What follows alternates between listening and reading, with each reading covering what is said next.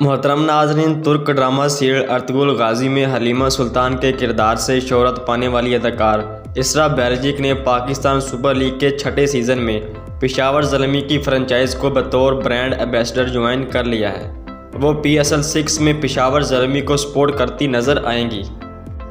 PSL 6 की franchise Peshawar Zalmi के honour Javed Afridi ने इस हवाले से ट्विटर पर तुर्क अदाकार को पाकिस्तान सुपर लीग में पेशावर ज़ल्मी का हिस्सा बनने पर मुबारकबाद देते हुए कहा कि इसरा बेल्जिक को पेशावर ज़ल्मी में खुशामदीद कहते हैं। जावेद अफरीदी ने पेशावर ज़ल्मी के फैंस को ये भी खुशखबरी सुनाई थी कि PSL 6 के लिए पेशावर ज़ल्मी का ऑफिशियल तराना भी जारी किया जाएगा, जिसमें तमाम ब्रांड एम्बेसडर जलवागर होंगे।